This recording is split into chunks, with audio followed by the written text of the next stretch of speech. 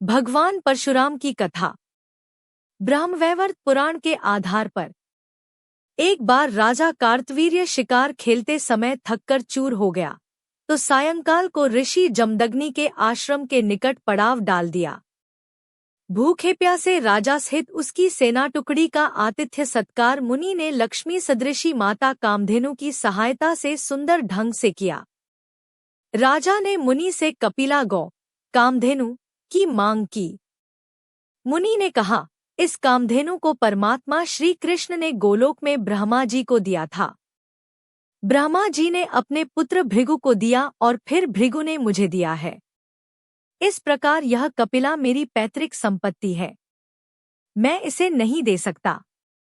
कई बार ऋषि जमदग्नि से पराजित होने के बावजूद राजा कार्तवीर्य का मन कामधेनु को पाने में लगा रहा।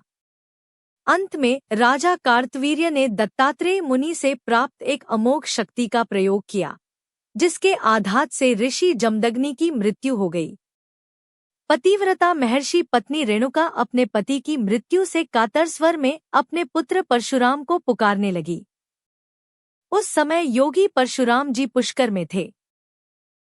वे उसी क्षण मानसती से माता के पास आ पहुंचे और माता रेणुका के मना करने पर भी राजा कार्तवीर्यार्जुन के वध करने का प्रण किया।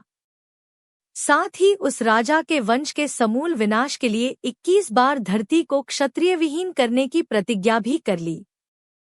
माता रेणुका अपने स्वामी जमदग्नि के साथ सती हो गईं। उसी समय ऋषि भृगु तथा ब्रह्मा जी भी पहुंचे।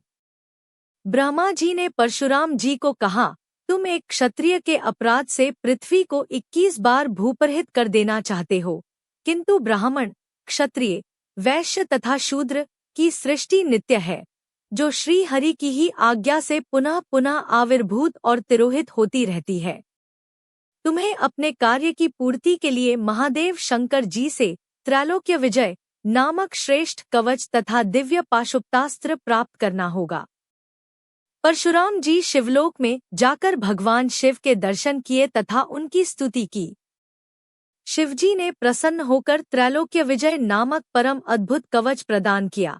साथ ही साथ पाशुपतास्त्र सहित आग्नेयास्त्र, नारायणास्त्र, वरुणास्त्र, वायव्यास्त्र, गांधर्वास्त्र आदि नाना प्रकार के अत्यंत दुर्लभ शस्त्रास्त्र दिए।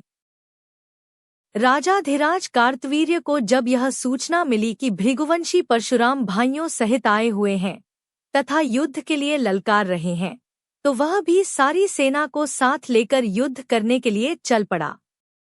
परशुराम ने श्री हरि का स्मरण करते हुए ब्रह्मास्त्र द्वारा राजा की सेना का सफाया कर दिया। फिर लीलापूर्वक पाशुपतास्त्र का प्रयोग करके राजा की जीवन लीला समाप्त कर दी। इस प्रकार खेल ही खेल में परशुराम ने शिव जी का स्मरण करते हुए 21 बार पृथ्वी को राजाओं से शून्य कर दिया। महेश्वर ने राम को फरसे द्वारा क्रीड़ा करते देखकर उनका नाम परशुराम रख दिया।